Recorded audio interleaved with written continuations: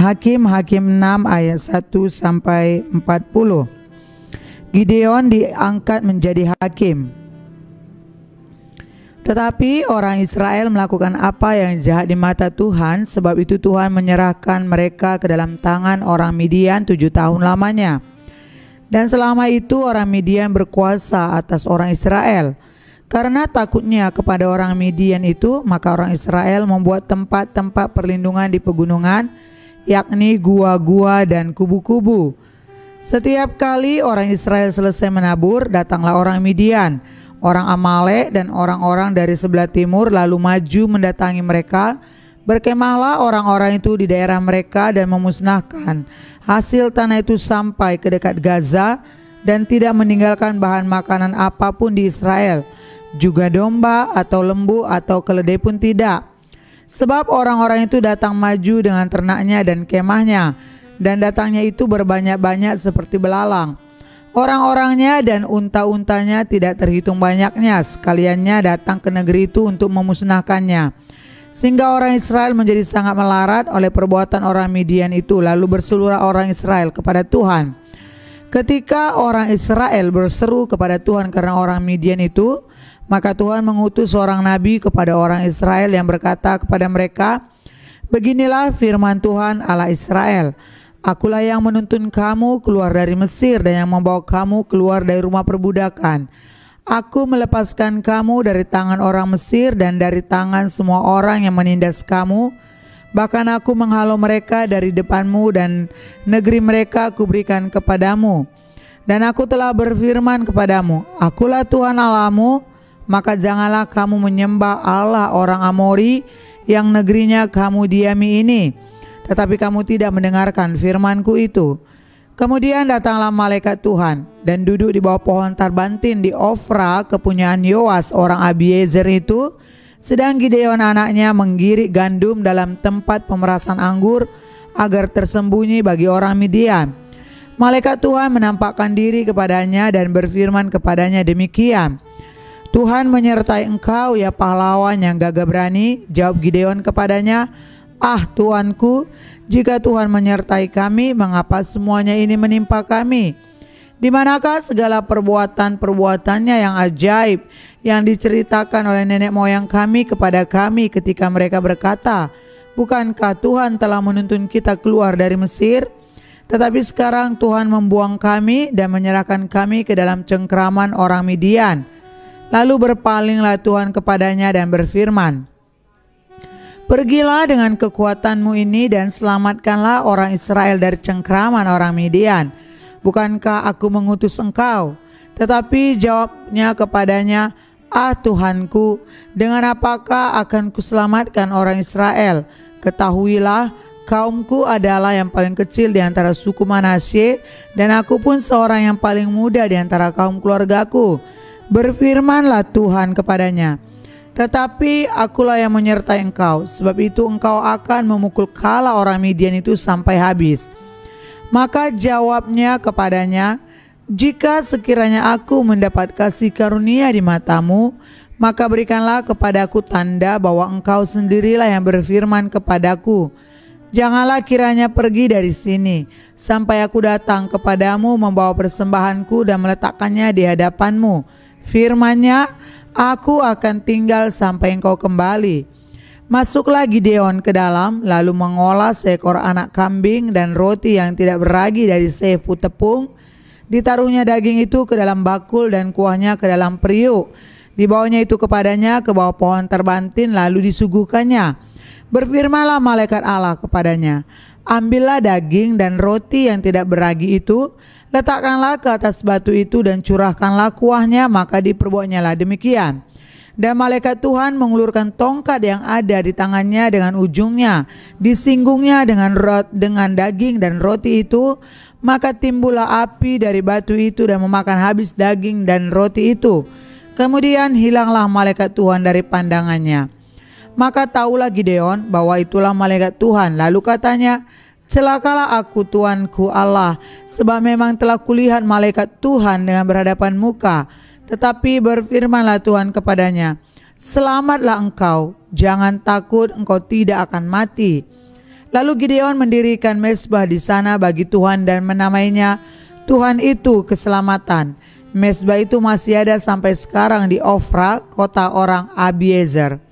Pada malam itu juga Tuhan berfirman kepadanya, ambillah seekor lembu jantan kepunyaan ayahmu, yakni lembu jantan yang kedua berumur 7 tahun.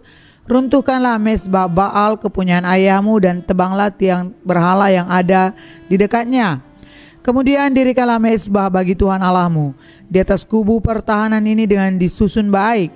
Lalu ambillah lembu jantan yang kedua dan persembahkanlah korban bakaran dengan kayu tiang berhala yang akan kau tebang itu. Kemudian Gideon membawa 10 orang hambanya dan diperbuatnyalah seperti yang difirmankan Tuhan kepadanya. Tetapi karena ia takut kepada kaum keluarganya dan kepada orang-orang kota itu untuk melakukan hal itu pada waktu siang, maka dilakukannya pada waktu malam.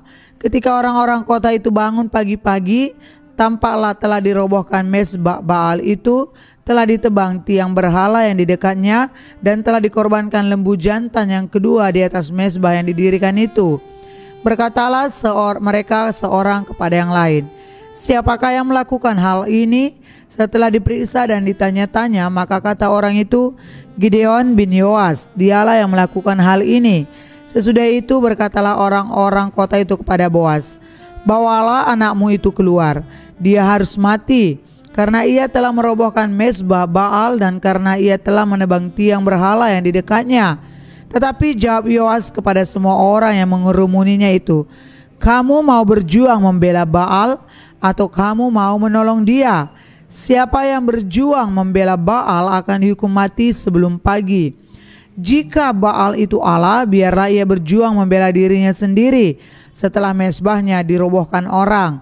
Dan pada hari itu diberikan oranglah nama Yerubbaal kepada Gideon, karena kata orang, biarlah Baal berjuang dengan dia setelah dirobohkannya mezbahnya itu. Seluruh orang Midian dan orang Amalek dan orang-orang dari sebelah timur telah berkumpul bersama-sama. Mereka telah menyeberang dan berkemah di lembah Yisrael. Pada waktu itu roh Tuhan menguasai Gideon. Ditiupnyalah sangkakala dan orang-orang Abiezer dikerahkan untuk mengikuti dia. Juga dikirimnya pesan kepada seluruh suku Manase dan orang-orang ini pun dikerahkan untuk mengikuti dia. Dikirimnya pula pesan kepada suku Aser, Zebulon dan Naftali, dan orang-orang ini pun maju untuk menggabungkan diri dengan mereka.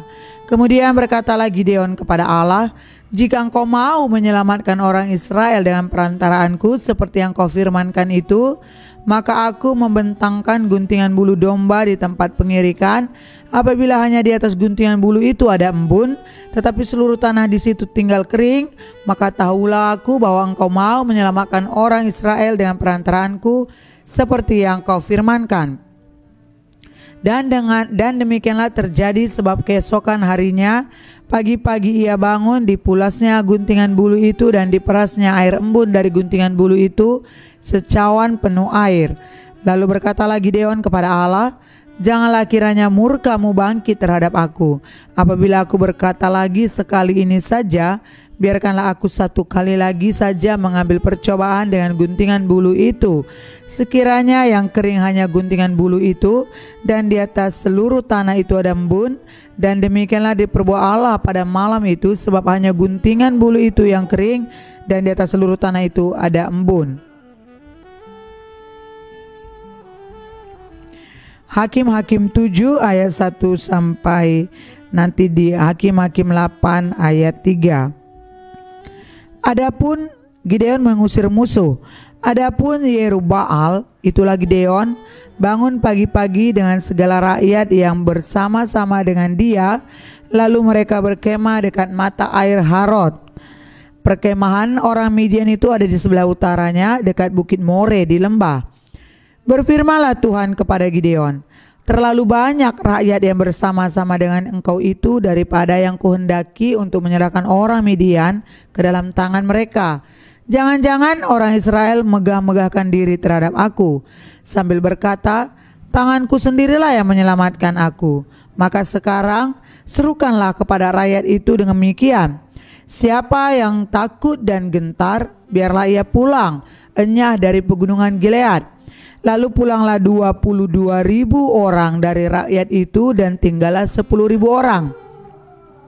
Tetapi Tuhan berfirman kepada Gideon, masih terlalu banyak rakyat, suruhlah mereka turun minum air, maka aku akan menyaring mereka bagimu di sana. Siapa yang kupirmankan kepadamu, inilah orang yang akan pergi bersama-sama dengan engkau. Dialah yang akan pergi bersama-sama dengan engkau.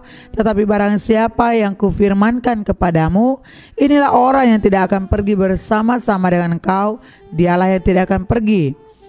Lalu Gideon menyuruh rakyat itu turun minum air, dan berfirmanlah Tuhan kepadanya, barang siapa yang menghirup air dengan lidahnya seperti anjing menjilat, haruslah kau kumpulkan tersendiri.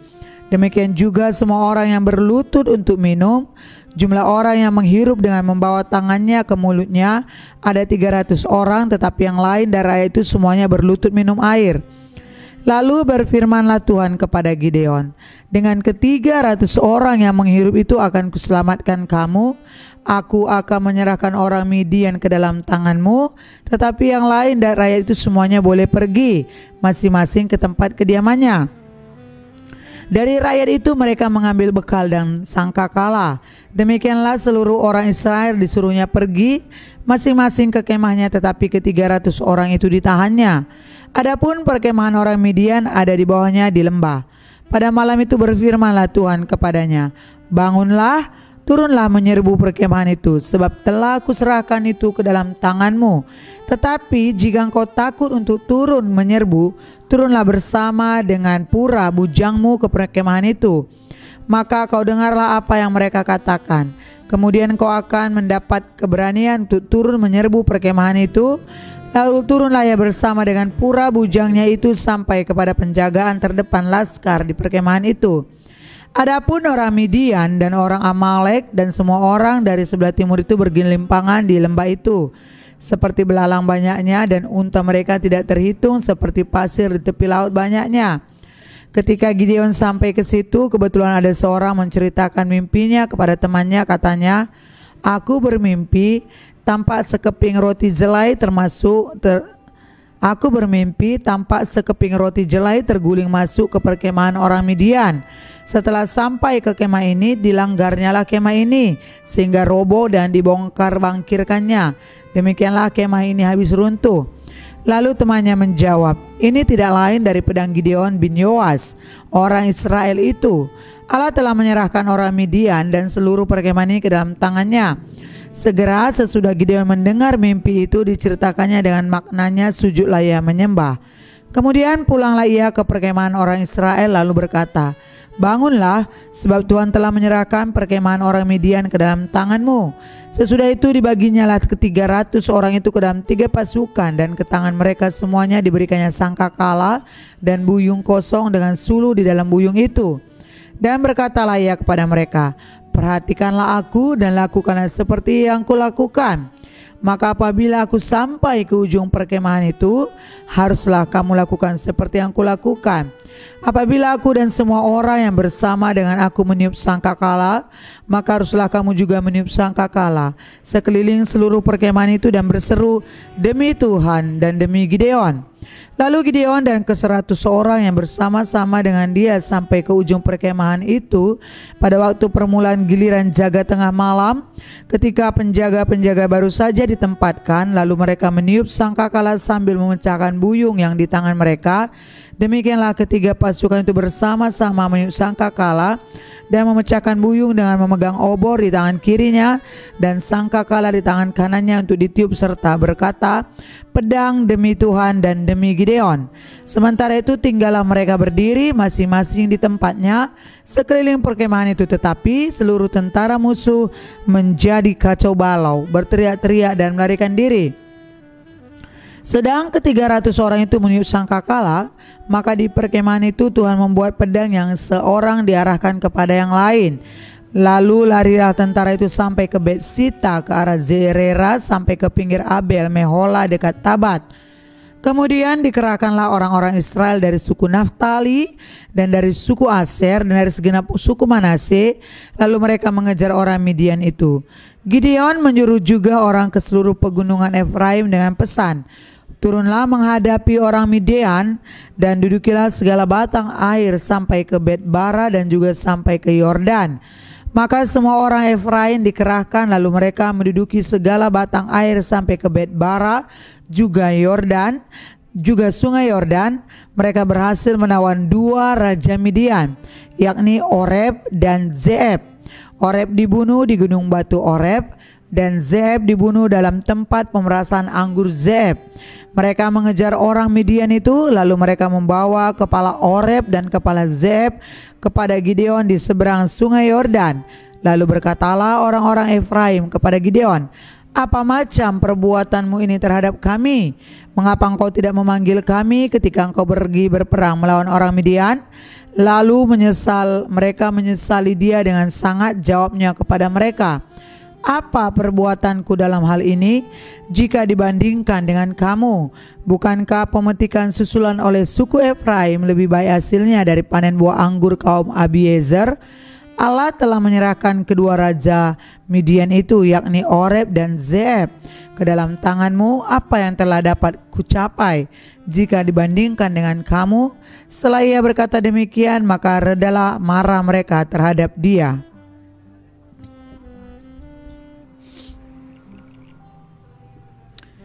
Hakim-Hakim 8 ayat 4-21. Orang Midian dikalahkan, raja-rajanya dibunuh. Ketika Gideon sampai ke sungai Yordan, menyeberanglah ia dan ke-300 orang yang bersama-sama dengan dia, meskipun masih lelah namun mengejar juga.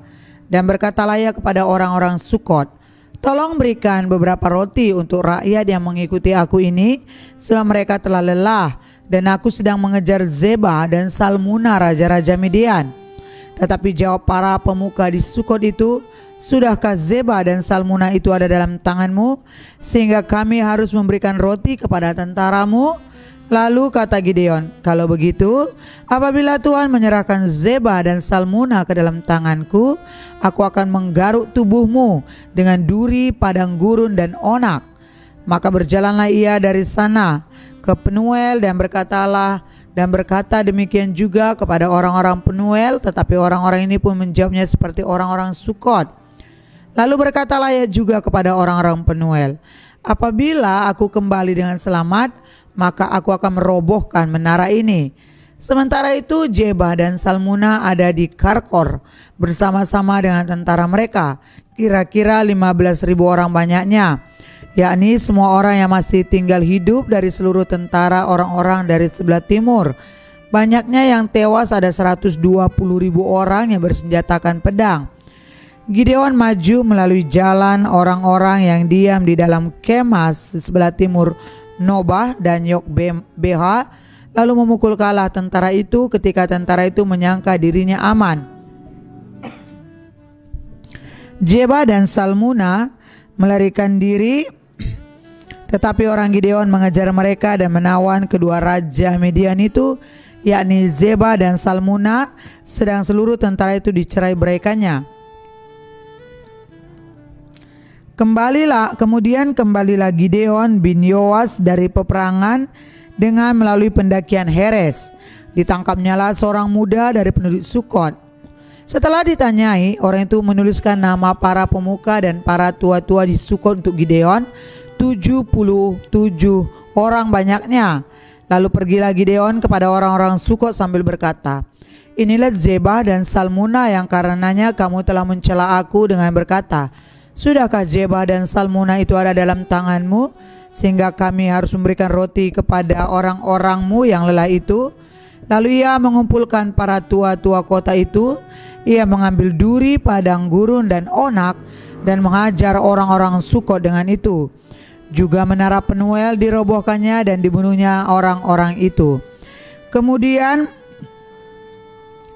bertanyalah ia kepada Zeba dan Salmuna, 'Di manakah orang-orang yang telah kamu bunuh di Tabor itu?' Jawab mereka, 'Mereka itu serupa dengan engkau, sikap mereka masing-masing seperti anak raja.' Lalu kata Gideon, 'Saudara-saudarakulah itu, anak-anak ibuku. Demikian Tuhan yang hidup, demi Tuhan yang hidup, seandainya kamu membiarkan mereka hidup, aku tidak akan membunuh kamu. Katanya kepada Yeter anak sulungnya, bangunlah, bunuhlah mereka. Tetapi orang muda itu tidak menghunus pedangnya karena ia takut sebab ia masih muda. Lalu kata Zeba dan Salmuna, bangunlah engkau sendiri dan paranglah kami, sebab seperti orangnya demikian pula kekuatannya. Maka bangunlah Gideon, dibunuhnyalah Zeba dan Salmuna, kemudian diambilnya bulan-bulanan yang ada pada leher unta mereka. Hakim-Hakim 8 ayat 22 sampai 35.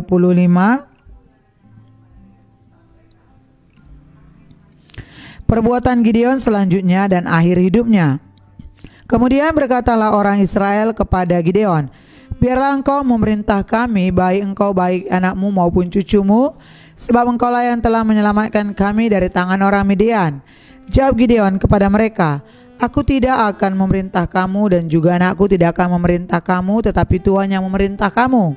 Selanjutnya kata Gideon kepada mereka, satu hal saja yang kuminta kepadamu, baiklah kamu masing-masing memberikan anting-anting dari jarahannya, karena musuh itu beranting-anting emas, sebab mereka orang Ismail.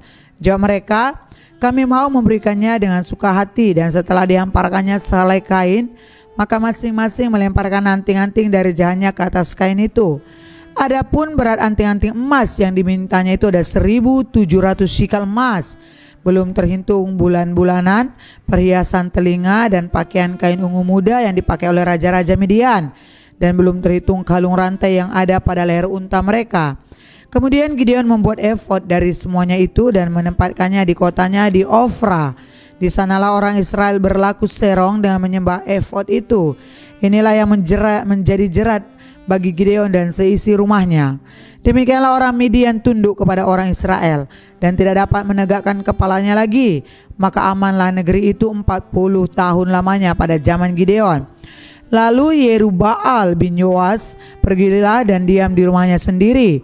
Gideon mempunyai 70 anak laki-laki, semuanya anak kandungnya, sebab ia beristri banyak. Juga gundiknya yang tinggal di Sikem melahirkan seorang anak laki-laki baginya, lalu ia memberikan nama Abimelek kepada anaknya itu. Gideon bin Yoas mati pada waktu rambutnya telah putih, lalu dikuburkan dalam kubur Yoas ayahnya di Ofra, kota orang Abiezer. Setelah Gideon mati, kembalilah orang Israel berjalan serong dengan mengikuti para Baal dan membuat Baal Berit menjadi Allah mereka. Orang Israel tidak ingat kepada Tuhan Allah mereka yang telah melepaskan mereka dari tangan semua musuh di sekelilingnya. Juga tidak menunjukkan terima kasihnya kepada keturunan Yerubbaal Gideon, seimbang dengan segala yang baik yang telah dilakukannya kepada orang Israel. Hakim-Hakim 9 ayat 1 sampai 49. Abimelek menjadi raja di Sikem. Adapun Abimelek bin Yerubbaal pergi ke Sikem kepada saudara-saudara ibunya dan berkata kepada mereka dan kepada seluruh kaum dari pihak keluarga ibunya, tolong katakan kepada seluruh warga kota Sikem, manakah yang lebih baik bagimu? 70 orang memerintah kamu, yaitu semua anak Yerubbaal, atau 1 orang? Dan ingat juga bahwa aku darah dagingmu. Lalu saudara-saudara ibunya mengatakan hal ihwalnya kepada seluruh warga kota Sikem. Maka condonglah hati orang-orang itu untuk mengikuti Abimelek, sebab kata mereka, memang ia saudara kita. Sesudah itu mereka memberikan kepadanya 70 uang perak dari kuil Baal Berit. Lalu Abimelek memberi perak itu sebagai upah kepada petualang-petualang dan orang-orang nekat supaya mengikuti dia. Ia pergi ke rumah ayahnya di Ofra, lalu membunuh saudara-saudaranya, anak-anak Yerubbaal 70 orang di atas satu batu. Tetapi Yotam, anak bungsu Yerubbaal, tinggal hidup karena ia menyembunyikan diri.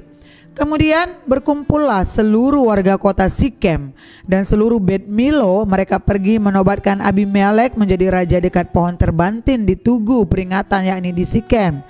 Setelah hal itu dikabarkan kepada Yotam, pergilah ia ke gunung Gerizim dan berdiri di atasnya.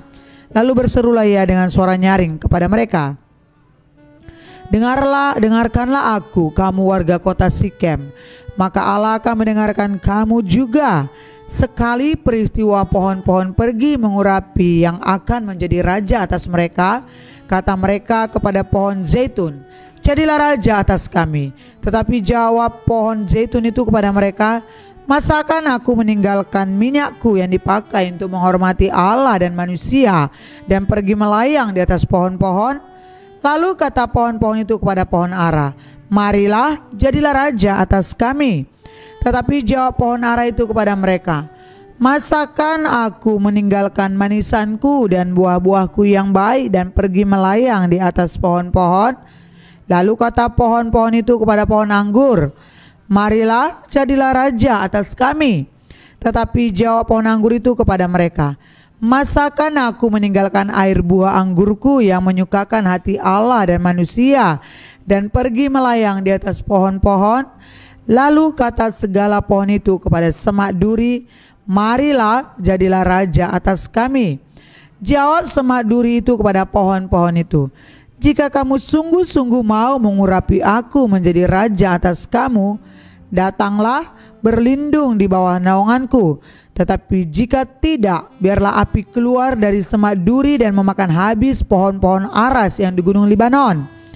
Maka sekarang, jika kamu berlaku setia dan tulus ikhlas dengan membuat Abimelek menjadi raja, dan jika kamu berbuat yang baik kepada Yerubbaal dan kepada keturunannya, dan jika kamu membalaskan kepadanya seimbang dengan jasanya, bukankah ayahku telah berperang membela kamu dan menyabung nyawanya dan telah melepaskan kamu dari tangan orang Midian? Padahal kamu sekarang memberontak terhadap keturunan ayahku dan membunuh anak-anaknya, 70 orang banyaknya di atas satu batu, serta membuat Abimelek anak seorang budaknya perempuan menjadi raja atas warga kota Sikem karena ia saudaramu. Jadi jika kamu pada hari ini berlaku setia dan tulus ikhlas kepada Yerubbaal dan keturunannya, maka silahkanlah kamu bersukacita atas Abimelek, dan silahkanlah ia bersukacita atas kamu.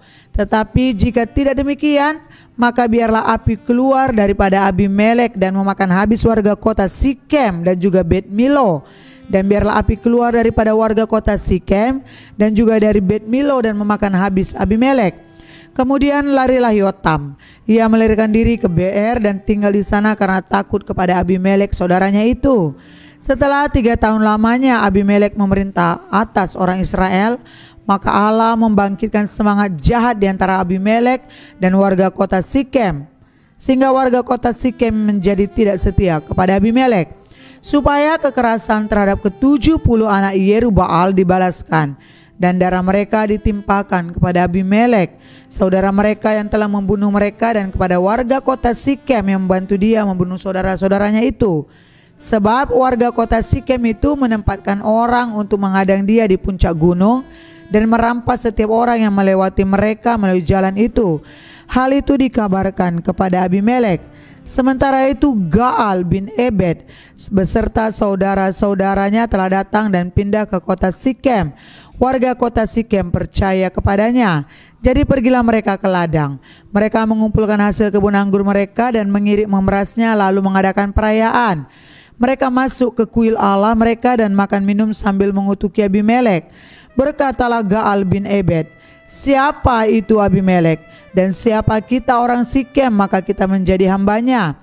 Bukankah anak Yerubbaal dan Zebul wakilnya menjadi hamba orang-orang Hemor, ayah Sikem? Menjadi mengapakah kita menjadi hambanya? Sekiranya orang-orang kota ini ada di dalam tanganku, maka tentulah aku mengenyahkan Abimelek.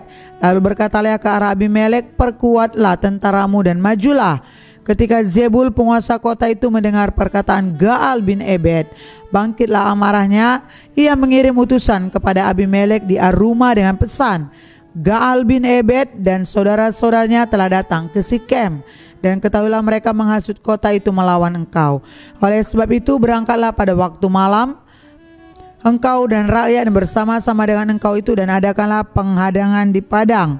Esok paginya pada waktu matahari terbit haruslah engkau menyerbu kota itu, dan jika ia dan orang-orangnya keluar melawan engkau, maka engkau dapat berbuat kepadanya sesuai dengan keadaan yang kau dapati. Sebab itu berangkatlah Abimelek pada waktu malam beserta segala rakyat yang bersama-sama dengan dia. Lalu mereka mengadakan penghadangan dalam 4 pasukan untuk melawan Sikem. Ketika Gaal bin Ebed pergi keluar dan berdiri di depan pintu gerbang kota itu, Abimelek kebetulan bangun dari tempat penghadangannya beserta rakyat bersama-sama dengan dia. Ketika Gaal melihat rakyat itu, berkatalah ia kepada Zebul, "Lihat, ada orang banyak turun dari puncak gunung." Jawab Zebul kepadanya, "Itu bayang-bayang gunung yang kau sangka manusia." Kata Gaal sekali lagi, "Lihat, ada orang banyak turun dari gunung pusat tanah, dan satu kelompok datang dari jalan pohon terbantin peramal."